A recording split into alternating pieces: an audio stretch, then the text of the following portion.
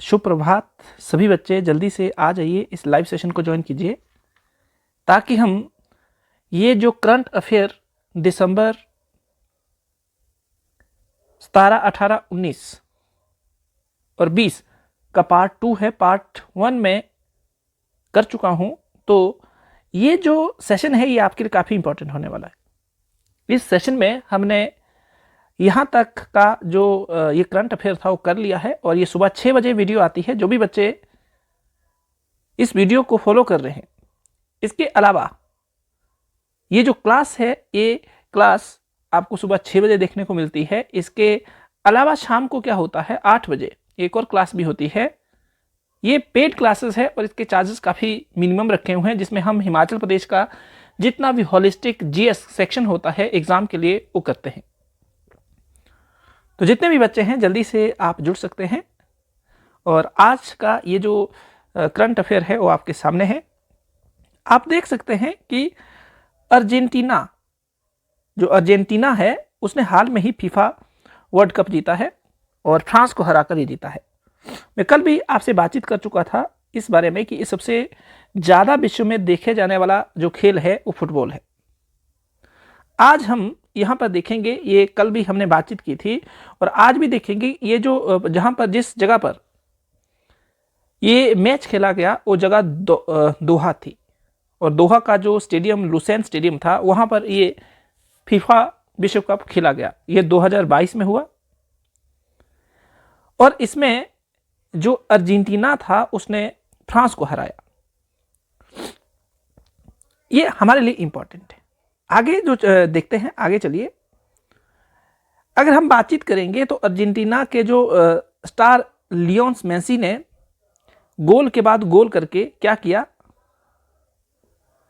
France को कहीं ना कहीं पीछे धकेल दी। तो ये चीज भी हमारे लिए इंपॉर्टेंट है कि जो लियोन मेसी है किस खेल से संबंधित है, या ऐसे क्वेश्चन पूछे जाते हैं एग्जाम में, या कहाँ के हैं, क्योंकि हाल ही में ये चर्चा में थे। जो ये फीफा वर्ल्ड कप हुआ उसमें इन्होंने काफी अच्छा परफॉर्म किया है। लास्ट में क्या होता है कि जो अर्जेंटीना है वो जीत जाता है और फ्रांस हार जाता है। कुछ एक बातचीत जो हमें याद रखनी है इस वर्ल्ड कप से रिलेटेड, तो यहाँ पर अगर देखेंगे तो अर्जेंटीना की ये जो जीत है, विश्व कप की जीत 1986 के बाद पहली जीत है। पूरा अर्जेंटीना के जो कैंप था जश्न के मूड में था, क्योंकि मेसी हाथ में विश्व कप ट्रॉफी के साथ लॉकर रूम में दाखिल हुए और टेबल के ऊपर चढ़कर, जबकि पूरा कमरा खुशी से उठे। ये खुशी के पल है और उन्होंने इस तरीके से इन खुशी के पलों को जाहिर किया। हमारे लिए क्या है कि दूसरी बार है और मैं आपको पहले बता चुका हूं जो मेसी साहब है वो किस खेल से संबंधित है, कहाँ के हैं, ये इसको याद रखना। ऐसे क्वेश्चन हमारे जो एग्जाम होते हैं उसमें पूछ सकते हैं। इस हेडलाइन को देखिए, CAI हम पढ़ने वाले हैं। CIE चीफ जो है, PM Narendra Modi used his influence over the Russian president to avert nuclear disaster in Ukraine. देखो ये सबसे इंपॉर्टेंट है। CIA जो है ये विश्व की सबसे बड़ी एजेंसी है, सुरक्षा एजेंसी है और ये अमेरिका की है। अगर हम बातचीत करें तो ये जो CIA है, CIA के जो चीफ है उन्होंने ये बात कही। और यहाँ पर आप अगर इंग्लिश में इसको पढ़ना चाहें तो जो बच्चे उस यहाँ पर पढ़ सकते हैं। मैं यहाँ हिंदी को प्रेफरेंस दूंगा क्योंकि हिंदी के ज़्यादा से ज़्यादा बच्चों की ये डिमांड आई थी कि हिंदी में आप इसको ज़्यादा फोकस करना, क्योंकि ज़्यादातर जो बच्चे है वो हिंदी को प्रेफरेंस कर रहे थे। पर इंग्लिश में जो भी बच्चे देखना चाहते हैं उनको इंग्लिश में भी न्यूज़ लगा दी है, आप यहाँ से देख सकते हैं। इसकी PDF जो है टेलीग्राम चैनल और व्हाट्सएप ग्रुप पर आपको शेयर कर दी जाएगी। CIA चीफ का कहना है कि प्रधानमंत्री नरेंद्र मोदी ने यूक्रेन में परमाणु तबाही टालने के लिए रूस के राष्ट्रपति पर अपना प्रभाव का इस्तेमाल किया। देखिए अब आइए ये जो CIA है ये क्या है। तो CIA मैंने आपको पहले बताया अमेरिका की जो सेंट्रल इंटेलिजेंस एजेंसी है ये है, और ये विश्व की सबसे बड़ी जो सेंट्रल एजेंसी है। तो प्रधानमंत्री नरेंद्र मोदी के बारे में वहाँ के जो डायरेक्टर है, जिनका नाम, डायरेक्टर का नाम याद रखना काफ़ी इंपॉर्टेंट है, डायरेक्टर बिल बर्न्स ने ये कहा कि जो रूस ने हाल ही में यूक्रेन के ऊपर जो बम का यूज़ नहीं किया, परमाणु बम का यूज़ नहीं किया, तो इसके पीछे उन्होंने बताया कि मोदी ने इसमें सहायता की है। मोदी के कहने पर जो व्लादिमीर पुतिन थे, आपको पता है ये राष्ट्रपति है रूस के, उन्हें परमाणु बम का यूज करने से रोका।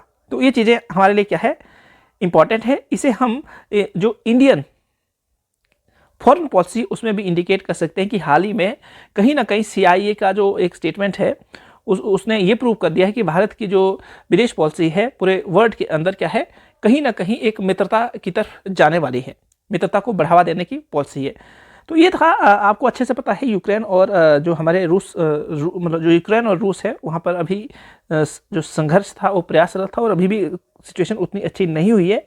तो ये जो था ये चीज़ जो हमने पढ़ी यहाँ से हमारे लिए पेपर के लिए क्या है, राष्ट्रपति जो हमने पढ़ा और जो CIA के हेड पढ़े और हमारे देश का जो रूस के ऊपर क्या प्रभाव रहा ये भी हमारे लिए इंपॉर्टेंट है। पूछ लेंगे हाल ही में किस एजेंसी के निदेशक ने भारत के संबंध में ये तर्क दिया, तो आपके लिए इंपॉर्टेंट है। और किस देश को लेकर दिया वो भी हमारे लिए इंपॉर्टेंट है।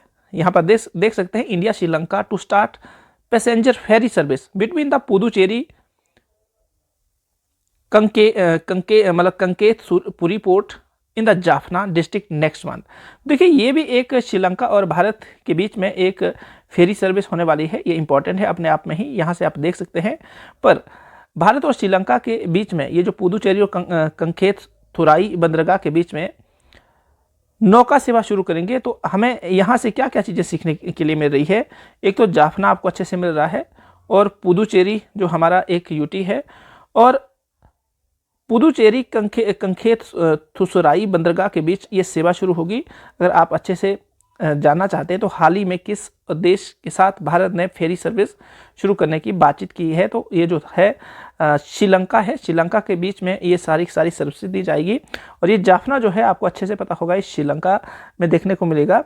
और जिले का जो मतलब जाफना जिले का जो बंदरगाह है वो उसका नाम क्या है, कंकेतथुराई, और साथ में जो पुदुचेरी है उसके बीच में ये सेवा दी जाएगी। और सेवा कैसी होगी, जो हमारी नौका वाहन ये सेवा दी जाएगी। और ये इससे क्या होगा कि हमारे देश और श्रीलंका के बीच कनेक्टिविटी बढ़ेगी और इससे व्यापारिक गतिविधियां जो है वो उसमें बढ़ावा मिलेगा। तो ये चीज़ें आपको यहाँ से याद रखनी, इससे ज़्यादा हमें और कुछ भी याद नहीं रखना है। कोलंबो आपको पता है कोलंबो कहाँ पर है, और इससे जो इंफ्रास्ट्रक्चर है उसमें भी सुधार होगा, हमारा जो एक्सपोर्ट और इंपोर्ट होता है उसमें भी क्या होगी, बढ़ोतरी होगी। ये जो है ये बातचीत इस न्यूज़ के माध्यम से पता चल रही है और ऐसा होगा। Union minister Jitendra Singh inaugurated the good governance week. देखिए यहाँ से हमारे लिए काफ़ी इंपॉर्टेंट है कि गुड गवर्नेंस वीक कब मनाया जाता है, तो हम डेट पढ़ने वाले हैं। गुड गवर्नेंस वीक जो होता है ये आप देख सकते हैं, जो 25 दिसंबर है उससे पहले वाला जो वीक होता है उससे इसकी शुरुआत हो जाती है। और अटल बिहारी वाजपेयी का जो जन्म दिवस होता है 25 दिसंबर, उसको किस कैटेगरी से के तौर पर किस डे के रूप में मनाते हैं, तो सुशासन दिवस होता है। और केंद्रीय मंत्री जो जितेंद्र सिंह है उन्होंने सप्ताह 2022 का मतलब जो शासन सप्ताह 2022 का उद्घाटन किया। और अभी मैं आपको बता चुका हूं कि ये कौन सा सप्ताह होता है, कौन सा वीक होता है, यहाँ पर डेट भी दी है और साथ में ये किसकी याद में ये मनाया जाता है। तो ये यहाँ पर जो हमारे अटल बिहारी वाजपेयी जी है, जो सबसे कम कार्यकाल तक PM के पद पर रहे, उनके जन्मदिन के उपलक्ष्य पर उन जो 25 दिसंबर से पहले वाला वीक पड़े वो क्या होता है, वो एज अ सुशासन या गुड गवर्नेंस वीक के तौर पर मनाया जाता। तो ये आपके लिए क्या है, इंपॉर्टेंट है। इसके अलावा जो यहाँ पर आप अगर ध्यान से देखें तो ये जो सुशासन दिवस था, प्रशासन गांव की ओर, इस थीम के साथ इसको इस बार मनाया जाएगा, प्रशासन गांव की तरफ। ये आपके लिए इम्पॉर्टेंट है ताकि जो गांव है वहाँ पर क्या हो, कनेक्टिविटी बढ़े और जो अन्य रीजन से गांव जो है जो गांव जुड़े नहीं है उनको अच्छे से जोड़ा जाए। तो ये चीज़ आपको याद रखनी कि सुशासन दिवस कब होता है। तो सुशासन दिवस जो होता है ये गुड गवर्नेंस की तरफ इशारा करता है। और गुड गवर्नेंस को अगर सेटअप करना तो इन्होंने बोला गांव की तरफ जाना पड़ेगा, क्योंकि गांव में सबसे ज़्यादा पॉपुलेशन बसती है। अगर वहाँ पर गुड गवर्नेंस सेटअप होती है तो इसका मतलब हम इंडिया में क्या कर पाएंगे, गुड गवर्नेंस सेटअप कर पाएंगे। Afghanistan fuels tanker explosion in the tunnel north of the capital Kabul, 19 people killed. तो ये भी न्यूज़ है हाल ही में, किस देश के अंदर जो ये टैंक मतलब किस देश की टनल के अंदर जो टैंकर थे वो एक्सप्लोड हो गए और इससे वहाँ पर काफ़ी लोगों को अपनी जान गंवानी पड़ी। तो देखिए ये हमारे लिए सुरंग काफ़ी इंपॉर्टेंट है। यहाँ हम बातचीत करने वाले हैं। इंग्लिश वाले बच्चे बिल्कुल ध्यान से देखिए, ये इंग्लिश में लिखा हुआ है, आप इसे बिल्कुल आराम से रीड कर सकते हैं। मैं यहाँ से कुछ एक चीज़ें बताने वाला हूँ, आप उसे समझने की कोशिश कीजिए। अफगानिस्तान की जो कैपिटल है, पहले तो उसको समझिए, ये कहाँ पर है, काबुल में। और के उत्तर में एक सुरंग है और उस सुरंग के अंदर क्या हो गया, फ्यूल टैंकर फटा और कितने लोगों की मौत हो गई, आपको मैं पहले बता चुका हूँ, दोबारा से इसको रिसाइट कर रहा हूँ। अब हमारे लिए यहाँ से क्या क्या चीज़ें जो है इंपॉर्टेंट है, मैं यहाँ इसको अंडरलाइन भी कर चुका हूँ, ये मैंने जो रेड करके भी लिखा हुआ है, पर फिर भी आपने कोशिश करनी है कि इस सुरंग को जानना है। सालंग सुरंग कहाँ है, किस जगह पर है, क्योंकि हाल ही में चर्चा में रही सालंग सुरंग का संबंध है, ऐसे करके क्वेश्चन पूछा जा सकता है। और आपसे आपको ऑप्शन दिए जा सकते हैं, अफगानिस्तान, पाकिस्तान, श्रीलंका या चाइना, कुछ ऐसे करके ऑप्शन दिए जा सकते हैं। भारत का भी उसमें नाम हो सकता है। लगभग काबुल से ये 130 किलोमीटर दूर देखने को मिलेगा और नॉर्थ डायरेक्शन में आपको इसकी जो लोकेशन देखने को मिलती है। ये जो सुरंग थी 1960 में बनी और इस सुरंग के माध्यम से जो उत्तर दक्षिण का पार्ट है आपका जो अफगानिस्तान का, उसको ये जोड़ने में काम करती है। तो ये हमारे लिए यही इंपॉर्टेंट है। सालंग सुरंग कहाँ पर स्थित है, तो अच्छे से आपको पता चल गया होगा। नेक्स्ट जो हमारे सामने जो मतलब न्यूज़ है वो इस तरह है, Chahat Arora sets national record in the women 50 metre breaststroke. देखिए ये भी हमारे लिए काफ़ी इंपॉर्टेंट है। ये पहले तो आपसे पूछा जा सकता है क्या है, तो ये आपके स्विमर है, ये लेडी है, अभी आप आगे देखने वाले हैं। तो इन्होंने क्या किया, चाहत अरोड़ा ने महिलाओं की 50 मीटर ब्रेस्ट स्ट्रोक में राष्ट्रीय रिकॉर्ड बनाया। तो ये हमारे लिए क्या है, इंपॉर्टेंट है। और किससे है ये, स्विमिंग से आपको देखने को मिलेंगे कि ये जो है चाहत जो अरोड़ा जी है ये तैराकी से संबंधित। तो क्वेश्चन हमारे लिए पहला तो यही बन रहा है कि जो चाहत अरोड़ा है किस खेल से संबंधित है या क्या है, तो ये तैराक है, ये हमें याद रखना है। और ऑस्ट्रेलिया के मेलबोर्न में ये जो वर्ल्ड कप था, फिन्ना स्विमिंग वर्ल्ड कप। अब क्वेश्चन एक और बन रहा है कि हाल ही में फिन्ना वर्ल्ड स्विमिंग कप जो था वो कहाँ पर हुआ, तो आपको अच्छे से याद रखना, ऑस्ट्रेलिया में हुआ और किस मतलब मैदान में हुआ, किस प्लेग्राउंड में हुआ। तो मेलबोर्न जो ऑस्ट्रेलिया में स्थित एक ग्राउंड है उस जगह पर ये देखने को मिला। और इसमें किसने मतलब रिकॉर्ड बनाया, तो रिकॉर्ड बनाने वाले जो भारतीय है उनका नाम आपके सामने मैंने लिखा हुआ है और आपको इसको अच्छे से याद रखना है ताकि आप मतलब क्या कर सके, जो क्वेश्चन आए उसको टैकल कर सके। और ये जो संस्करण था, ये संस्करण जो कितना संस्करण था, एक मिनट रुकना मुझे, आई थिंक एक चीज बस, अब ठीक है।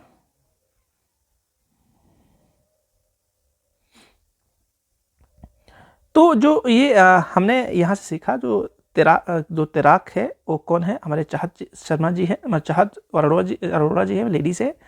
और ऑस्ट्रेलिया में मेलबोर्न में जो वर्ल्ड कप हुआ, फिन्ना स्विमिंग वर्ल्ड कप, ये कितना संस्करण था, तो ये संस्करण जो था 16 था, ये भी आपको अच्छे से याद रखना। और सेमीफाइनल में जगह बनाई है, सेमीफाइनल के लिए क्वालिफाई करने में विफल रही, पर फिर भी इन्होंने क्या किया, राष्ट्रीय रिकॉर्ड बनाया है। आगे चलिए, नेक्स्ट जो आपके सामने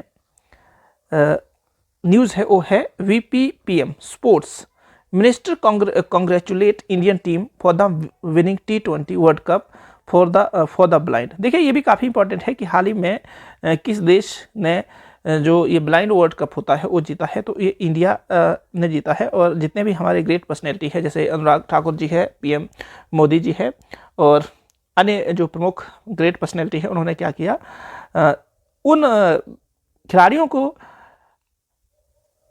बधाई दी जिन्होंने इस वर्ल्ड कप को जीता। और T20 वर्ल्ड कप था। उपराष्ट्रपति है हमारे, साथ में प्रधानमंत्री जी है, खेल मंत्री ने क्या किया, नेत्रहीनों के लिए T20 विश्व कप जीतने के लिए भारतीय टीम को बधाई दी। अब यहां से क्या क्या चीजें इंपॉर्टेंट है, देखिए इंपॉर्टेंट चीज़ें जो है दृष्टिबाधित, जिसे हम कहते हैं, ये एक नया वर्ड आपके लिए है हिंदी में अगर आप सीखना चाहते हैं। नहीं तो ब्लाइंड T20 जो हम पीछे से सीख चुके हैं। विश्व कप जीतने के बाद जो हमारे उपाध्यक्ष या उपराष्ट्रपति जिनको बोले क्या बोलते हैं, जगदीप धनखड़ जी है, उन्होंने भारतीय टीम को बधाई दी। और बधाई कैसे दी? ये ट्वीट के माध्यम से दी। और ट्वीट के माध्यम से उन्होंने ये भी बात बोली कि ये शानदार जो उनकी परफॉर्मेंस थी उसको देखकर मैं अचंभित भी हूँ और साथ में आने वाले फ्यूचर के लिए शुभकामनाएं भी देता हूँ। अब ये तो हो गया। उसके बाद हमारे जो मोदी जी थे उन्होंने भी ऐसे क्या किया कि उन्हें बधाई दी। और ये बधाई देने के बाद हमारे जो अनुराग ठाकुर थे उन्होंने भी ये बधाई दी। और अच्छे से याद रखना कि ये जो विश्व कप है जो वो किसने जीता है, वो इंडिया ने जीता है। यहाँ से आप इंग्लिश में पढ़ सकते हैं कि इंग्लिश में जब आप पढ़ेंगे तो अच्छे से आप यहाँ से भी जान पाएंगे कि ये जो T20 ब्लाइंड जो कप था किसने जीता हाल ही में। यहाँ से यही चीज़ हमें क्या करनी है, याद रखनी है, जो हमारे लिए इम्पोर्टेंट है। Step taken by the union government to cater to increase water requirement. तो ये न्यूज़ है, इसमें गवर्नमेंट ने क्या किया है कि जो पानी की रिक्वायरमेंट होती है उसको बढ़ाने का प्रयास किया है। क्या किया है? बढ़ाने का प्रयास किया है। और इसमें न्यूज़ जो है काफ़ी मतलब जो न्यूज़ है वो लगी हुई है कि पानी की बढ़ती ज़रूरतों को पूरा करने के लिए केंद्र सरकार ने कौन कौन स्टेप उठाए हैं। तो देखिए ये यहाँ पर हम कुछ एक चीज़ें सीखने वाले हैं। सारी की सारी चीज़ें इंपॉर्टेंट नहीं है, पर हाँ ये जो चीज़ है, ये चीज़ देखिए भारत ने क्या किया है 2024 तक हर घर जल मिशन जो है, जो जल मिशन हम बोल रहे हैं, उसको पूरा करने का क्या किया है, मतलब टारगेट बनाया हुआ है। और जो जीवन मिशन है, इसके तहत ये सारा प्रयास किया जाएगा। भारत सरकार क्या करेगी, 1 अक्टूबर 2021 को अमृत 2.2 लॉन्च किया, जिसमें देश के सभी जो वैधानिक कस्बे हैं इसको शामिल किया गया है। और इसके तहत उनको क्या किया जाएगा, पानी प्रोवाइड किया जाएगा। और इससे क्या किया जाएगा, जल सुरक्षित तौर पर उन पर्सन तक पहुंचाया जाएगा। पानी की बातचीत की जाए तो पानी को बचाने के लिए हमारे जो PM मोदी जी हैं, उन्होंने 2015 और 16 में कृषि सिंचाई योजना लागू की है। और इसमें क्या होता है, कम जल यूज होता है, मीन्स ताकि जल बचा रहे। इसके अलावा अगर हम बातचीत करें तो भूजल जो परियोजना है उसके लिए 6000 करोड़ रुपए हमारी जो सरकार है वो किसानों को देने वाली है और साथ में अन्य जो व्यक्ति है उनको देने वाली है। और ये जो सहायता दी जा रही है भारत को विश्व बैंक के द्वारा दी जा रही है। ये क्वेश्चन पूछ सकते हैं कि अटल भूजल योजना के तहत कितने करोड़ का प्रावधान करके रखा है। और ये 2022 की बातचीत है। और इसको जो कौन सा बैंक स्पॉन्सर कर रहा है, कौन सा बैंक भारत की सहायता कर रहा है, तो आपको अच्छे से याद रखना, विश्व बैंक ऐसा कर रहा है। मिशन अमृत सरोवर के तहत हमारा जो पंचायती राज है वो क्या करेगा, 2002 को आज़ादी का अमृत, और जो ये 2022 का जो आज़ादी का अमृत महोत्सव है उस उत्सव पर पानी को बचाने का प्रयास करेगा। ये भी बातचीत जो है काफ़ी इंपॉर्टेंट है। और मिशन का उद्देश्य जो है 75 जो जिले हैं वहाँ पर क्या करना, ये पानी की जो समस्या है उसके बारे में लोगों को जागरूक करना और किस तरह पानी को बचाया जा सकता है, सेव किया जा सकता है, वो भी हमारे लिए क्या है, इंपॉर्टेंट है। तो यहाँ से यही चीज़ें जो थी हमारे लिए इंपॉर्टेंट थी कि हाईलाइट जो है ये भी क्या है, आप देख सकते हैं कि मंत्रालय ने अब स्वदेश दर्शन योजना शुरू की है। इस स्वदेश दर्शन योजना का उद्देश्य क्या, देखो स्वदेश दर्शन योजना के हमारे लिए यहाँ से क्या क्या चीज़ें इंपॉर्टेंट है। तो स्वदेश दर्शन योजना का उद्देश्य है जो हमारा पर्यटन है उसको बढ़ावा देना। क्या है, पर्यटन को बढ़ावा देने का ये उद्देश्य है। और ज़्यादा यहाँ से कुछ भी नहीं सीखना है। ये एक पर्यटन जो मंत्रालय है उसकी योजना है और इसके माध्यम से स्वदेश दर्शन, तीर्थ यात्रा, कायाकल्प, आध्यात्म विरासत, जितने भी मतलब मॉन्यूमेंट है, चाहे वो स्पिरिचुअल हो चाहे अन्य हो, हिस्टोरिकल मॉन्यूमेंट हो, उन मॉन्यूमेंट तक लोगों की एक्सेस को पहुंचाना है ताकि उससे रोजगार भी उत्पन्न हो, हमारे देश के अंदर जो बेरोजगारी है उसको भी खत्म हो और हमारी जो GDP है उसमें भी बढ़ोतरी हो। आगे नेक्स्ट वन देखिए, जो फीफा विश्व कप की मुख्य विशेषता मैं बता चुका हूं। तो यहाँ से ये आप पढ़ सकते हैं कि पुरस्कार के दौरान क्या क्या किया गया और किन किन खिलाड़ियों को जो है क्या क्या दिया गया। तो गोल्डन बूट किसको दिए गए हैं, ये इसको बिल्कुल डिटो याद करने वाला है, किलियन एम्बाबे। गोल्डन ग्लव्स किसको दिए गए हैं, जो एनी मिलियानो मार्टिस अर्जेंटीना के हैं, और गोल्डन बॉल जिसको दिया गया है वो है लियोन मेसी अर्जेंटीना के हैं। ये भी युवा खिलाड़ी जो है एंड्रो फर्नांडिस है, अर्जेंटीना के हैं ये भी। तो ये चीज़ें आपको अच्छे से याद रखनी है, ये वर्ल्ड कप से, जो फीफा वर्ल्ड कप है उससे रिलेटेड है। इसके अलावा अगर हम बातचीत करें तो नेक्स्ट जो हमारे पास आर्टिकल है वो इस तरह है। ये न्यूज़ जो है, न्यूज़ हम यहाँ पर आप देख सकते हैं, जो हमारे इंग्लिश के एस्पिरेंट है वो यहाँ से देखेंगे, और उसके बाद मैं इसे समझाने वाला हूँ आगे। जो हिंदी में हम इसको भी देखेंगे, हिंदी में भी इसकी क्या है ट्रांसलेशन आपको देखने को मिलेगी। एक मिनट रुकना, आई थिंक कल की तरह ही दिक्कत तो नहीं हो रही है, कहीं वेट करना पड़ेगा, थोड़ा सा वेट करिए, ठीक है।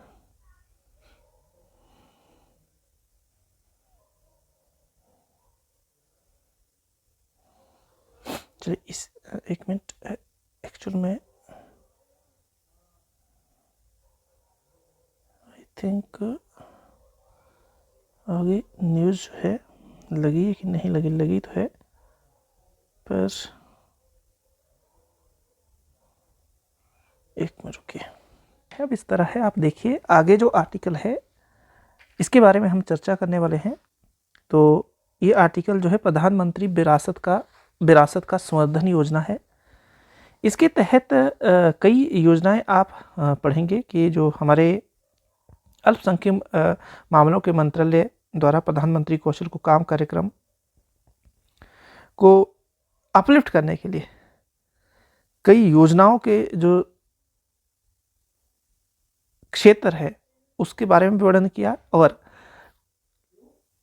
कहीं ना कहीं जो स्किल है, स्किल को अपलिफ्ट करने के लिए जो हमारे देश के अंदर योजनाएं चलाई गई है, और ये जो योजनाएं हैं अपलिफ्टमेंट करती है जो हमारे देश के अंदर माइनॉरिटी जो पीपल है उनको भी अपलिफ्ट करने का प्रयास करती है। तो उनमें पहली जो योजना है आप देखेंगे उस्ताद जो है, अगर आप ध्यान से देखेंगे तो ये स्किल को डेवलप करने का प्रयास करेगी, और जो स्किल है और किनका डेवलप किया जाएगा, अल्पसंख्यकों को जो उनकी पारंपरिक कला है उसको बढ़ावा देने का प्रयास करेगी, और इससे जो हमारी धरोहर है वो बची रहेगी। देखो यहाँ पर मैं आपको एक बात बताना चाहूँ कि जैसे इससे रोजगार भी आएगा। अगर ये जो उस्ताद योजना है, जो अल्पसंख्यक है उनका जो पारंपरिक काम था, मान लो कोई एक मोची है, वो मोची का काम अगर करता है, कोई दर्जी है वो दर्जी का काम करता है, तो ये जो सारे के सारे काम हैं, अगर इन कामों में स्किल होगा पर्सन, तो जो रोजगार की कमी है या जो बेरोजगारी बढ़ रही है उससे कहीं ना कहीं हम क्या कर पाएंगे, अच्छे से मतलब ऊपर उठ पाएंगे। उसके अलावा नई रोशनी जो योजना है इसको आप ध्यान से देखिए। यहाँ पर नई रोशनी योजना जो है ये 18 से 65 वर्ष के आयु वर्ग के जो अल्पसंख्यक की जो महिलाएं हैं उनके लिए ये प्रोग्राम है, और इसमें क्या किया जाएगा कि इसमें उनको यही क्या किया जाएगा, रोजगार और साथ में स्किल प्रोवाइड करवाने का प्रयास किया जाएगा। नई मंजिल, इस योजना के तहत जो उम्र निर्धारित की गई 17 से 35 वर्ष की जो आयु की अधिसूचित अल्पसंख्यक जो समुदाय है उनके युवाओं में पुरुष और महिलाएं दोनों इससे लाभान्वित होगी, उनको फायदा दिया जाएगा। और उनको क्या फ़ायदा दिया जाएगा, उनको स्किल किया जाएगा, और स्किल के साथ साथ ही उनको कुछ एक फाइनेंशियल हेल्प भी इस दौरान की जाएगी, जिसकी वजह से वो अपने अंदर स्किल जनरेट करें, और स्किल जनरेट करने के बाद उन्हें रोजगार के साधन अच्छे तरीके से मिल जाएंगे। इस योजना को जो मतलब ये जो योजनाएं हैं 15वें वित्त आयोग की अवधि के दौरान क्या किया, कैबिनेट इसे पारित कर देगी, ये बातचीत की गई है। इसके अलावा कौशल और प्रशिक्षण मतलब जब ये इस तरह की जो योजनाएं हैं, इन योजनाओं को लागू किया जाएगा तो कौशल आएगा, नेतृत्व उनमें आएगी, शिक्षा भी मिलेगी उनको, और साथ में जो बाद में गवर्नमेंट क्या करेगी, इन योजनाओं के तहत उन्हें बुनियादी ढांचा सेटअप करने में भी क्या करेगी, प्रयास करेगी। उद्देश्य क्या है, उद्देश्य वही है कि पीएम जो विकास का उद्देश्य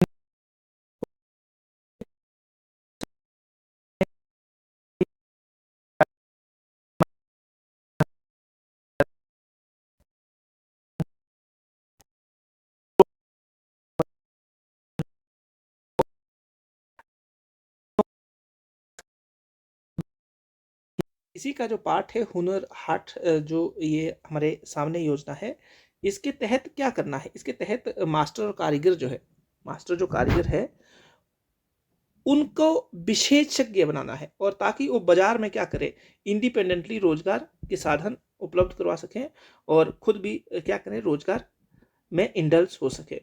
तो ये हुनर हाट का उद्देश्य है। आगे नेक्स्ट वन है मिनिमम सपोर्ट प्राइस। अगर हम बातचीत करें तो ये हाल ही में न्यूज़ में था। इसमें याद रखना कि जो मिनिमम सपोर्ट प्राइस है वो जो कृषि एवं लागत आयोग होता है उसके माध्यम से ये निर्धारित किया जाता है। यहाँ लिखा हुआ है जो रिकमेंडेशन होती है ये कौन करता है? Commission for agriculture cost and price. और इनकी रिकमेंडेशन के ऊपर क्या किया जाता है कि कितनी फसलों को इसमें शामिल करना है मिनिमम सपोर्ट प्राइस, और साथ में रेट कितनी रखनी है कि फसलों को कितने पर खरीदा जाएगा। मैं आपको यहाँ पर थोड़ा सा अपनी भाषा में समझाना चाहता हूँ कि जब किसान मान लो कि बीज लेता है और 1000 का बीज पड़ा और उसे अपने खेत में लगाता है। खेत में लगाने के बाद उसकी कॉस्ट भी आती है, जैसे पानी देना है, इलेक्ट्रिसिटी का अगर खर्चा है, और लेबर के खर्चा की बातचीत करूँ और ढुलान की बातचीत करूँ, और दी एंड लास्ट में मान लो कि उसको टोटल उसका खर्चा आ गया उस फसल को उगाने तक का, मीन्स पूरी जो जब वो काट लेता है फसल को, तो मान के चलो 1500 रुपया खर्चा आ गया। और अगर क्या होता है कि उसको मार्केट में सिर्फ 1200 ही मिलता है, तो इसका मतलब कि वो किसान खेती बाड़ी क्यों करेगा? तो उसे कितना लॉस झेलना पड़ रहा है? 300 का लॉस झेलना पड़ा है। तो जो हमारी गवर्नमेंट है, गवर्नमेंट क्या निर्धारित करती है कि अगर ऐसा होता है किसी व्यक्ति के साथ, तो गवर्नमेंट क्या करेगी, कुछ एक फसलों को क्या करेगी, जो ये उसकी कॉस्ट वैल्यू आई हुई है, जितना भी पूरी सिस्टम में जो जितना खर्चा आया है उससे ज़्यादा प्राइस पर गवर्नमेंट उसे खरीद लेगी। पर ये सभी फसलों के लिए नहीं है, कुछ फसलों के लिए है, और इसमें जितनी फसलें हैं वो हम यहाँ डिस्कस करने वाले हैं कि कितनी फसलें उसमें शामिल है। तो आप ध्यान से देखिए उसमें जो फसलें शामिल है, पहले खरीफ और रबी की दोनों तरह की क्रॉप्स शामिल है। और अगर हम बातचीत करें तो ये जो 700 क्या बोलते हैं 57 की बातचीत करें तो सीरियल पल्स और ऑयल सीड आपको देखने को मिलेगी। और जो टोटल की बातचीत करें तो टोटल लगभग ये आपको 22 या 23 देखने को मिलेगी। समय समय पर इसमें बदलाव किया गया है, वर्तमान में ये 22 आपको देखने को मिलेगी। तो इतनी फसलों को किसमें रखा हुआ है? एमएसपी में रखा हुआ है। तो ये चीज़ें आपके लिए क्या है, काफ़ी इंपॉर्टेंट है। यहाँ पर एक क्वेश्चन है, इसको ध्यान से देखिएगा। With the reference to the Indian judiciary consider the following statement. ये क्वेश्चन 2021 में पूछा गया है। तो ये आप देख सकते हैं, एनी रिटायर्ड जज of the supreme court of Indian can be called back to sit and act as a supreme court जज by the chief justice of India with the prior permission of the president of India. तो question ये था, तो ये option ये है। साथ में क्या बोलते हैं, ठीक तो ए ये है, और बी आपका आई थिंक क्वेश्चन मैंने गलत तो लगा दिया, रुकिए एक मिनट रुकना।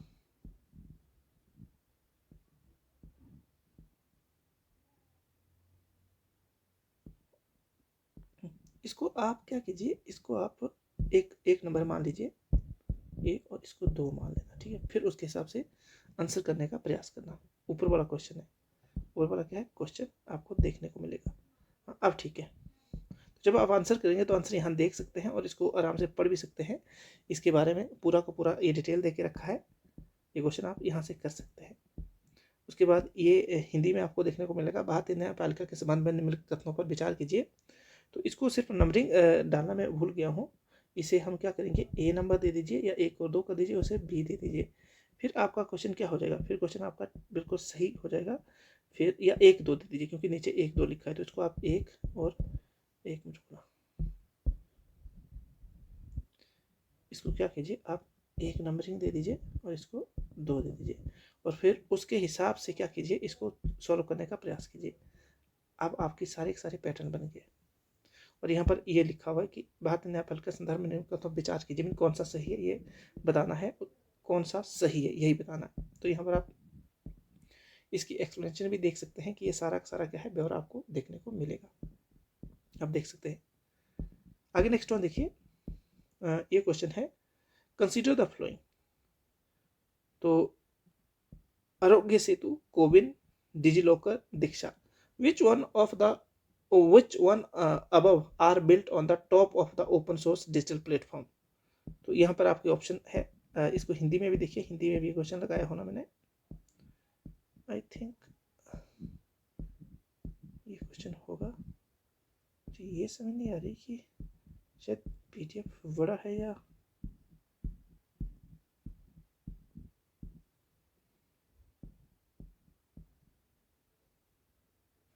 एक मिनट रुकिए, शायद बीच में लगाया तो है बस।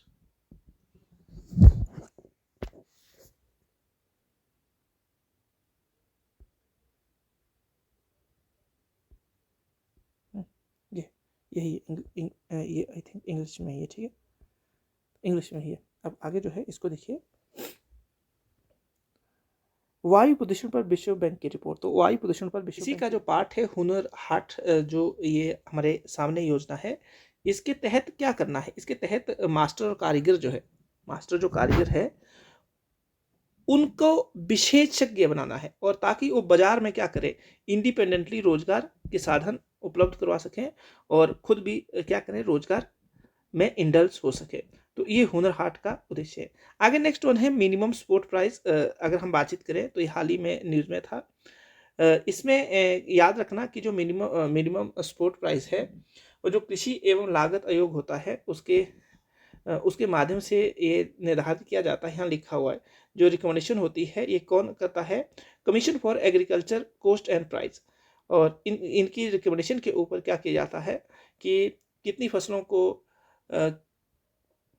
इसमें शामिल करना है, मिनिमम सपोर्ट प्राइस, और साथ में रेट कितनी रखनी है कि फसल को कितने पर खरीदा जाएगा। मैं आपको यहाँ पर थोड़ा सा अपनी भाषा में समझाना चाहता हूँ कि जब किसान मान लो कि बीज लेता है और 1000 का बीज पड़ा और उसे अपने खेत में लगाता है, खेत में लगाने के बाद उसकी कॉस्ट भी आती है, जैसे पानी देना है, इलेक्ट्रिसिटी का अगर खर्चा है, और लेबर के खर्चा की बातचीत करूँ और ढुलान की बातचीत करूँ, और दी एंड लास्ट में मान लो कि उसको टोटल उसका खर्चा आ गया उस फसल को उगाने तक का, मीन्स पूरी जो जब वो काट लेता है फसल को, तो मान के चलो 1500 रुपया खर्चा आ गया। और अगर क्या होता है कि उसको मार्केट में सिर्फ 1200 ही मिलता है, तो इसका मतलब कि वो किसान खेती बाड़ी क्यों करेगा, तो उसे कितना लॉस झेलना पड़ रहा है, 300 का लॉस झेलना पड़ा है। तो जो हमारी गवर्नमेंट है, गवर्नमेंट क्या निर्धारित करती है कि अगर ऐसा होता है किसी व्यक्ति के साथ, तो गवर्नमेंट क्या करेगी, कुछ एक फसलों को क्या करेगी, जो ये उसकी कॉस्ट वैल्यू आई हुई है, जितना भी पूरी सिस्टम में जो जितना खर्चा आया है उससे ज़्यादा प्राइस पर गवर्नमेंट उसे खरीद लेगी। पर ये सभी फसलों के लिए नहीं है, कुछ फसलों के लिए है, और इसमें जितनी फसलें हैं वो हम यहाँ डिस्कस करने वाले हैं कि कितनी फसलें उसमें शामिल है। तो आप ध्यान से देखिए, उसमें जो फसलें शामिल है, पहले खरीफ और रबी की दोनों तरह की क्रॉप्स शामिल है।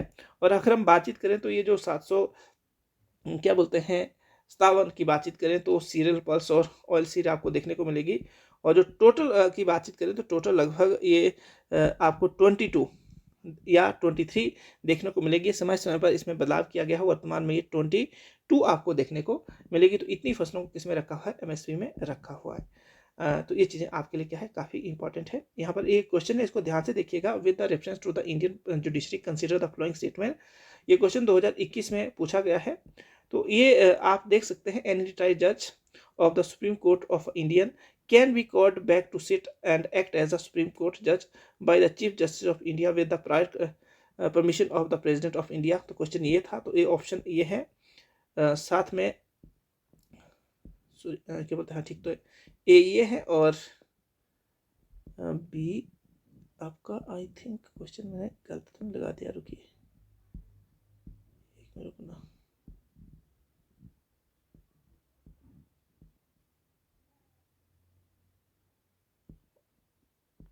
इसको आप क्या कीजिए, इसको आप एक नंबर मान लीजिए, एक, और इसको 2 मान लेना, ठीक है। फिर उसके हिसाब से आंसर करने का प्रयास करना। ऊपर वाला क्वेश्चन है, ऊपर वाला क्या है क्वेश्चन आपको देखने को मिलेगा। हाँ, अब ठीक है। तो जब आप आंसर करेंगे तो आंसर यहाँ देख सकते हैं और इसको आराम से पढ़ भी सकते हैं। इसके बारे में पूरा का पूरा ये डिटेल दे के रखा है, ये क्वेश्चन आप यहाँ से कर सकते हैं। उसके बाद ये हिंदी में आपको देखने को मिलेगा। भारतीय न्यायपालिका के संबंध में निम्नलिखित कथनों पर विचार कीजिए। तो इसको सिर्फ नंबरिंग डालना मैं भूल गया हूँ। इसे हम क्या करेंगे, ए नंबर दे दीजिए, या 1 और 2 कर दीजिए, उसे बी दे दीजिए। फिर आपका क्वेश्चन क्या हो जाएगा, फिर क्वेश्चन आपका बिल्कुल सही हो जाएगा। फिर या 1 2 दे दीजिए, क्योंकि नीचे 1 2 लिखा है, तो इसको आप 1 और 1 मिनट इसको क्या कीजिए, आप 1 नंबरिंग दे दीजिए और इसको 2 दे दीजिए, और फिर उसके हिसाब से क्या कीजिए, इसको सॉल्व करने का प्रयास कीजिए। अब आपकी सारे के सारे पैटर्न बन गए, और यहाँ पर ये लिखा हुआ है कि भारतीय न्यायपालिका के संदर्भ में नियम का तो विचार कीजिए, कौन सा सही है ये बताना है, कौन सा सही है यही बताना है। तो यहाँ पर आप इसकी एक्सप्लेनेशन भी देख सकते हैं कि ये सारा का सारा क्या है, ब्यौरा आपको देखने को मिलेगा। आप देख सकते हैं।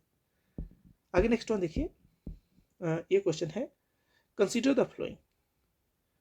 तो Aarogya Setu, CoWIN, DigiLocker, Diksha, which one above are built on the top of the open source digital platform। तो यहाँ पर आपके ऑप्शन है, इसको हिंदी में भी देखिए, हिंदी में भी क्वेश्चन लगाया होना मैंने, आई थिंक ये क्वेश्चन होगा। ये समझ नहीं आ रही कि शायद पीडीएफ बड़ा है या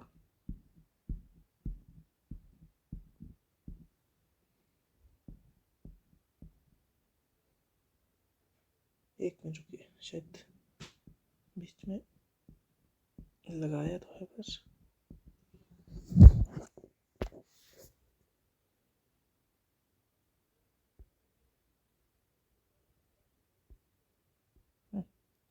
यही ये आई थिंक इंग्लिश में ही है, ठीक है, इंग्लिश में ही है। अब आगे जो है इसको देखिए,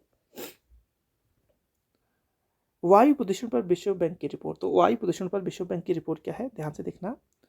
एयर शेडो क्या है, पहले तो विश्व बैंक ने एयर शेडो के बारे में एक बातचीत कही और इसकी परिभाषा भी दी, और परिभाषा जो है इसमें उन्होंने बोला कि जिसमें सभी जो प्लेसेस की जो वायु है उसमें गुणवत्ता हो।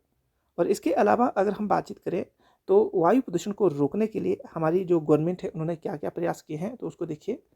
तो पहला प्रयास जो है, जो BS6 वाहन सिस्टम है उसको यूज़ किया गया है। ये हमने 4 से सीधे 6 पे हम आए हैं। इलेक्ट्रॉनिक जो हमारी व्हीकल है उसकी बातचीत की है, और इवन जो फॉर्मूला है दिल्ली में इसको यूज़ किया गया था, ये भी स्टेप था।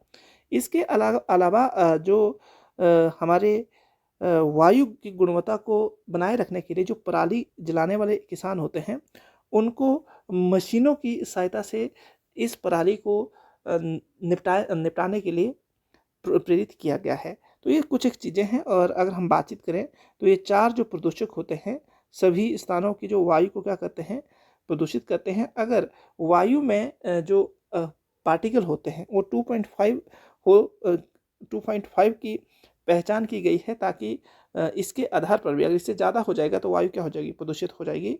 तो इसके आधार पर भी क्या किया गया है, ये गवर्नमेंट ने स्टेप उठाए हैं। प्रश्न है, ये ध्यान से देखना कि हमारे देश के शहरों में वायु गुणवत्ता सूचकांक के मान की गणना सामान्यतः निम्नलिखित में से किस वायुमंडल गैस के विचार पर की जाती है।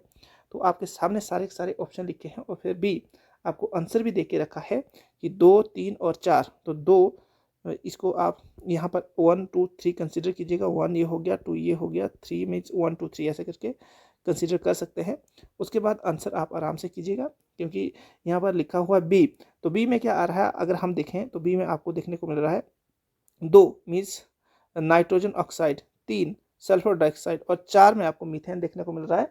कार्बन डाइऑक्साइड जो होता है, कार्बन मोनोऑक्साइड क्या करता है, जो वायु की गुणवत्ता का मान होता है उसको मतलब काउंट करने में उसका योगदान नहीं रहता है। तो यहाँ पर आप देख सकते हैं, ये क्वेश्चन है कि हाल ही में जो विश्व स्वास्थ्य संगठन है उसने भी क्या किया है, जो वायु गुणवत्ता है उसको बनाए रखने के लिए प्रयास किए हैं और स्टेप उठाए हैं। ये वही जो एक बार दोबारा से जो लग गया है आर्टिकल, इसको मतलब इग्नोर कीजिएगा, पीछे हम पढ़ चुके हैं।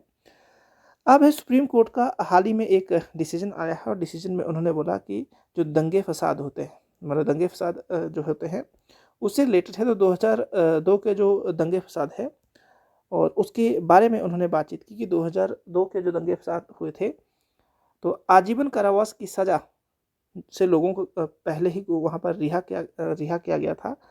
तो फैसले के खिलाफ बिल्किस बानो केस द्वारा रिट जारी की गई थी कि वो याचिका से खुद को क्या करेगी, अलग, मतलब जो बानो द्वारा दायर एक रिट याचिका पर सुनवाई से खुद को अलग कर लिया था, क्योंकि वो इससे ग्रसित थी, इसलिए उन्होंने ऐसा किया था। तो हमारे लिए यहाँ पर कुछ इम्पोर्टेंट नहीं है। ये आपका जो ये केस है 2002 का, ये गोधरा जो मतलब गुजरात के आस पड़ोस में जो गोधरा में हुआ कांड हुआ था, उस दौरान का ये केस है।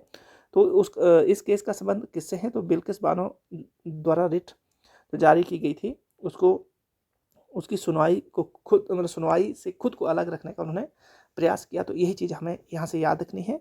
इसके अलावा रिक्सल क्या होता है कि तो इसके बारे में हमने क्या देखना है कि ये पीठ अदालत के अधिकारी या प्रशासनिक अधिकारियों के हितों के टकराव के कारण आपराधिक कार्यवाहियों जैसे कि कानूनी कार्रवाई में भाग लेने से बचने का प्रयास करती है। तो ये जो है इसको क्या बोलते हैं? इसको हम रिक्सल मतलब रिक्सल कहा जाता है। तो ये रिक्सल क्या है, इसको अच्छे से याद रखना। इसके अलावा हमारे लिए यहाँ से कुछ भी इम्पोर्टेंट नहीं है, ये हमारे लिए कुछ भी इम्पोर्टेंट नहीं है।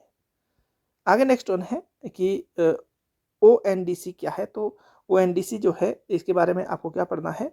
नंबर 1 पे अगर हम बातचीत करें कि तो उद्योग और आंतरिक जो व्यापार संवर्धन विभाग है उसके द्वारा इसे स्थापित किया गया है, और इसका उद्देश्य क्या है? ई कॉमर्स जो प्रोटोकॉल होता है उसको फॉलो करना। हमें यहाँ से एक चीज़ देखने को मिल रही है कि ई कॉमर्स प्रोटोकॉल जो है उसको आगे ले जाने के लिए ये स्टेप क्या किए गए हैं, ये उठाए गए हैं।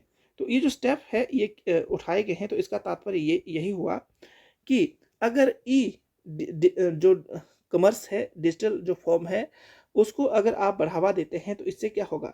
जो एक्सपोर्ट और इंपोर्ट है उसमें बढ़ोतरी होगी। यहाँ से और ज़्यादा हमारे लिए कुछ भी नहीं है। जो ODC के तहत ये परिकल्पना की गई है, खरीदार एक भाग लेने और ई कॉमर्स साइट पर पंजीकृत कुछ नहीं है, ये पंजीकृत करना पड़ेगा। पंजीकृत के बाद उसका नाम दिया जाएगा, कहाँ से क्या खरीदना चाहता है, एक्सपोर्ट और इंपोर्ट का यहाँ पर ब्यौरा रखा जाएगा। और ये जो लघु और सूक्ष्म उद्योग है इसमें भी क्या होगी, मतलब इससे मतलब निजात होगी, इससे फायदा होगा। इसी यही बात कही हुई है। और लाखों का जो मतलब ब्यौरा है वो इसके माध्यम से यहाँ पर रखा जाएगा। तो ये चीज़ें आपको क्या करनी है, अच्छे से याद रखनी। एक मिनट रुकना, अच्छा यही है। उसके बाद यहाँ पर मेजॉरिटी की बातचीत की गई है। अगर हम मेजॉरिटी को देखें तो यहाँ पर आप देख सकते हैं कि जो ये मेजॉरिटी है, अगर हम मेजॉरिटी की बात करें तो आपको दो मतलब यहाँ पर 3 टाइप की मेजॉरिटी की बातचीत की जाएगी। स्पेशल मेजॉरिटी, देखो स्पेशल मेजॉरिटी में क्या होता है, ध्यान से देखना। ये पॉलिटी का एक मतलब आर्टिकल था, वहाँ से मैंने इसको उठाया हुआ है। Majority of the total membership, majority of total membership का मतलब मान लो कि लोकसभा में टोटल मेंबर कितने हैं, 550 है। तो उनकी जो टोटल मेजॉरिटी ऑफ टोटल का मतलब होगा कि आधे से ज़्यादा। उसके बाद जो ये सारे होंगे ये ई रेस्पेक्टिव मतलब जो अगर मान लो कि टोटल जितने भी होंगे उस टाइम, तो उसकी मेजॉरिटी ली जाएगी।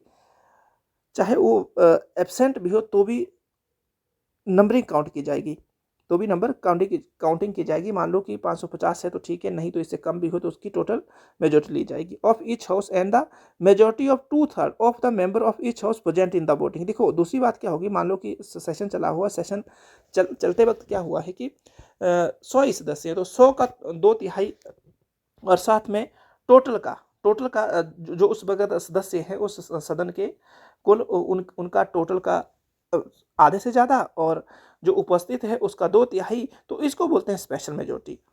इसको क्या बोलते हैं, special majority.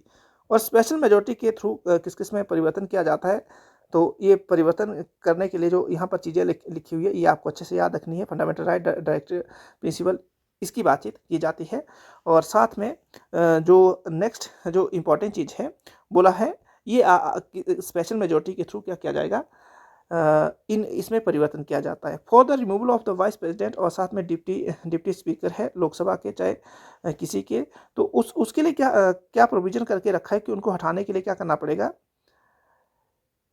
Effective majority is required more than 50% of the total strength of the minus vacancy. यहाँ पर ध्यान से देखना, मैं आपको यहाँ पर क्या समझाने वाला हूँ कि जो स्पेशल मेजॉरिटी है और साथ में स्पेशल मेजॉरिटी के साथ साथ ही जो लोकसभा और लोकसभा का स्पीकर, लोकसभा के लोकसभा स्पीकर की बातचीत की है, इसके अलावा हमारे जो वाइस प्रेसिडेंट है उनकी बातचीत की है, तो उनको हटाने के लिए क्या करना पड़ेगा, स्पेशल मेजोरिटी चाहिए। तो साथ में स्पेशल मेजोरिटी के साथ जो स्टेट होंगे उनकी भी कंसेंट चाहिए होती है। तो यहाँ पर लिखा है कि जो कंसेंट प्रोविजन जो है किसका, स्टेट का, वो भी होना चाहिए। मीन्स 50% से ज़्यादा जो स्टेट है वो इसके लिए सहमत हो।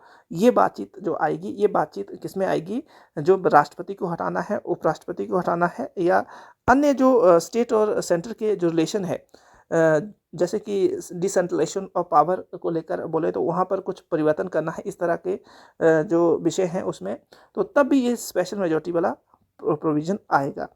उसके बाद अगर हम बातचीत करें तो कांस्टेंट जो प्रोविज़न है, इससे रिलेटेड हमें कुछ याद नहीं रखना, हमें 2 ही चीज़ें यहाँ से सीखनी थी। देखो हमने क्या सीखा है यहाँ से, जो 1 मिनट रुकना, हमने यहाँ से सीखा स्पेशल मेजोरिटी, जिसको हम विशेष बहुमत बोलते हैं। उसके बाद हमने दूसरी बात सीखी कि ये भी स्पेशल मेजोरिटी ही होती है दूसरी टाइप की, पर यहाँ पर राज्य की सहमति भी लेनी पड़ती है। जैसे कि अगर आपको जो सुप्रीम कोर्ट के न्यायाधीश है उनसे रिलेटेड कुछ बदलाव करना है, या फिर राष्ट्रपति के इलेक्शन से रिलेटेड कोई बदलाव करना है, या उनको हटाने की बातचीत करें, तो वहाँ क्या रहता है कि वहाँ पर ये स्पेशल मेजोरिटी और साथ में जो स्टेट की जो सहमति होती है वो भी लेनी पड़ती है। तो ये चीज़ें आपको अच्छे से याद रखनी है। ये आपको ऐसे ही मतलब क्या किया है, ये सिर्फ ऐसे मतलब आप देख सकते हैं इनफॉर्मेग्राफिक मैप्स है, और इसको आप देख सकते हैं। यहाँ पर एक क्वेश्चन लगाया हुआ है, इस क्वेश्चन को ध्यान से देखिए। आरोग्य सेतु कोविन डिजिटल दीक्षा, ये पूछा कौन सा जो ओपन सोर्स डिजिटल प्लेटफॉर्म है, तो इसका डी आंसर है सारे के सारे जो है ओपन डिजिटल प्लेटफॉर्म के शीर्ष पर है, और इसके माध्यम से डिजिटल प्लेटफॉर्म के माध्यम से काम किया जाता है। इसके अलावा अगर आप इस क्वेश्चन को देखेंगे तो हिंदी में भी देखिए, इंग्लिश में भी देखिए कि पिछले 5 सालों में जो हमारा देश है, सॉरी क्या बोलते हैं, चावल के उत्पादन में कौन सा जो टॉप पे रहा है, तो इसको बताइए। तो ये भारत जो है पिछले 5 वर्षों से पिछले जो है सबसे बड़ा निर्यातक रहा है। उत्पादक चाइना है और उसके बाद भारत का है, पर नंबर आता है, पर निर्यातक जो है हमारा इंडिया रहा है, क्योंकि इंडिया की पॉपुलेशन चाइना से थोड़ी सी कम है। उसके बाद नेक्स्ट जो न्यूज़ है वो इस तरह है, इसको मैंने पहले भी आपको बताया था कि हाल ही में ये जो COP15 समिट हुई, 15वीं समिट, ये कहाँ पर हुई है, आपको मॉन्ट्रियल कनाडा में देखने को मिलेगी, और बायोडाइवर्सिटी को बचाने के लिए ये मीटिंग हुई है। इसमें 23 लक्ष्य शामिल किए गए हैं, और इन 23 लक्ष्यों में जो है कई चीज़ें आपको देखने को मिलेगी। उसके बाद है व्हाट इज़ YE यात्रा, जो ये सिस्टम है ये क्या है, EV यात्रा मोबाइल एप्लीकेशन जो है ये क्या है, तो इसके बारे में अगर आप चर्चा करें तो इसमें क्या होगा कि ये जो चार्जर मतलब जो EV यात्रा मोबाइल एप्लीकेशन, तो इसके थ्रू क्या हो जाएगा कि जो हमारे ट्रांसपोर्टेशन है उसमें चार्जर लगाए जाएंगे। इसका मतलब यही हुआ कि जो ई वाहन की बातचीत करें और इससे पोल्यूशन कम होगा, यही आपने याद रखना है। तो ये जो है ये चार्जिंग पॉइंट लगाए जाएंगे अलग अलग जगहों पर, और उसके माध्यम से क्या होगा कि जो हमारे देश के अंदर पोल्यूशन की समस्या है उसको बचाया जाएगा, और ऊर्जा को सुरक्षित किया जाएगा। इसके पीछे राज क्या है, क्योंकि हाल ही में क्या हुआ, अभी 14 दिसंबर के आस पड़ोस में राष्ट्रीय ऊर्जा जो दिवस था उसके ऊपर ये डिसीजन लिया गया कि अलग अलग जगह पर क्या किया जाएगा, चार्जिंग स्टेशन बनाए जाएंगे, और चार्जिंग स्टेशन के माध्यम से हमारे देश के अंदर क्या होगा, कहीं ना कहीं पोल्यूशन कम हो जाएगा। और यहाँ से हमें कुछ भी याद नहीं रखना है। हाँ, ये जो है ये कि जो सर्वाइकल कैंसर है वो क्या होता है, सॉरी जो सर्वाइक कैंसर होता है वो क्या होता, sorry about the cervical cancer. तो सर्वाइकल कैंसर होता है जो हमारी वेजिना होता है, सेक्स रिप्रोडक्टिव ऑर्गन जो होते हैं वहाँ पर ये देखने को मिलता है। अब इसके लिए एक इंजेक्शन बनाया है, और उस इंजेक्शन का नाम रखा है सर्वैक इंजेक्शन, और जो सीरम इंस्टीट्यूशन है उसने इसको बनाया है, ये जिसने एक वैक्सीन भी बनाई थी कोरोना के दौरान। और आप बता सकते हैं कि सीरम इंस्टीट्यूट कहाँ पर है, आप अच्छे से इस इंस्टीट्यूशन के बारे में जानते हैं। तो ये कहाँ पर होता है, क्या होता है, ये सारी की सारी बातचीत की हुई है कि इसको आप किस तरह क्या कर सकते हैं, कंट्रोल, मतलब किस तरह कंट्रोल किया जाएगा। और ये क्वेश्चन है, which state cabinet floater bill to implement the 30% of the horizontal reservation for the women. आपको अच्छे से पता होगा, तो ये आंसर भी आप देख सकते हैं, यहाँ पर आंसर सी है, उत्तराखंड ने ऐसा किया है। नेक्स्ट क्वेश्चन में देखिए, क्वेश्चन नंबर 2 है, किस भारतीय राज्य ने प्रसून जोशी को अपना ब्रांड एम्बेसडर बनाया। तो ये सी आप उत्तराखंड की बातचीत करेंगे। इसने काम क्या किया है, क्योंकि इसने जो है उत्तराखंड के हैं, और उत्तराखंड के होने के साथ साथ ही साहित्य, कला और विज्ञापन में उनका योगदान, मतलब उनके योगदान के लिए ऐसा किया गया है। तो इन्होंने इस तरह के काम किए हैं, कुपोषण, साथ में ये महिला के एम्पावरमेंट के लिए, आत्महत्या के लिए इन्होंने कई स्टेप उठाए हैं। प्लास्टिक कचरा कार्यक्रम किस वैश्विक संस्था की पहल है। तो आप ये देख सकते हैं, ये जो पहल है, ये पहल किसकी है। तो संयुक्त राष्ट्र विकास कार्यक्रम UNDP की ये क्या है, शुरुआत है, जो प्लास्टिक कचरा को निपटान करने का उन्होंने प्रयास किया है। और संयुक्त राष्ट्र के अवर महासचिव जो उषा राव मौरी अवशिष्ट पृथक्करण श्रमिकों को जन धन खाता किट वितरित करेगी, ये भी एक अच्छा प्रयास है। कौन सा देश संयुक्त राष्ट्र जैव विविधता COP15 का मेज़बान है। आपको मैंने पहले बता चुका हूँ, संयुक्त राष्ट्र COP15 जो है मॉन्ट्रियल कनाडा में होने वाला है। तो यहाँ से आप इस क्वेश्चन का आंसर कर सकते हैं। Which country is the FIFA cup chairman in the year of. तो आपको अच्छे से पता है, बताने की कोई भी ज़रूरत नहीं है। इस क्वेश्चन को तो मैं 2-3 बार डिस्कस कर चुका हूँ। यहाँ से आप देख सकते हैं इस क्वेश्चन के बारे में। एक इम्पॉर्टेंट आर्टिकल है जिसे आप पढ़ सकते हैं, ये digital India digital transformation in the focus as a Jaishankar Pichai meet. तो ये एक मीट है, और इस मीट के माध्यम से इंडिया को डिजिटल बनाने का प्रयास किया गया है। अगर हम बातचीत करें तो take giant boss and the union minister spokes, मैं इसको एक बार रीड करता हूँ, आप समझने की कोशिश कीजिएगा। ये पूरा का पूरा डिजिटल आर्टिकल है, ताकि इंडिया और जो हमारा USA है, उनके बीच में एक समझौता हुआ, और सुंदर पिचाई ने और साथ में हमारे जो जयशंकर जी है, उनके बीच में बातचीत हुई। तो giant tech boss and the union minister spoke on the global development and the digitalisation a day after he met prime minister Narendra Modi and Google CEO Sundar Pichai on the Tuesday met the foreign minister S Jaishankar. ये बातचीत की जा रही है सुंदर पिचाई के बारे में। The tech giant boss and the tech giant boss Sundar Pichai को बोला हुआ, and the union minister spoke on the global development and the digitalisation.